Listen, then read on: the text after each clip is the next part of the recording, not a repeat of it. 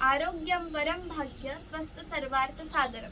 म्हणजे आरोग्य हे सर्वात मोठे भाग्य आहे आणि आरोग्यच हे सर्वात मोठे साधन आहे. नमस्कार, मी संचिता दीपक उशी. तर मी आज तुम्हाला आपल्या स्वयंपाकघरातील औषधी वनस्पतीबद्दल माहिती सांगणार आहे.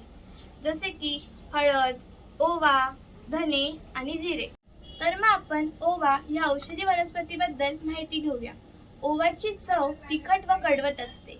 ओवा पचनास मदत करतो. ओव्याची वाफ घेतल्याने किंवा ओव्याची बारीक पूड करून ती आपण रुमालात बांधून डोके किंवा छाती शेकवू शकतो. असे केल्यास सर्दी व डोकेदुखीपासून आपल्याला आराम मिळतो.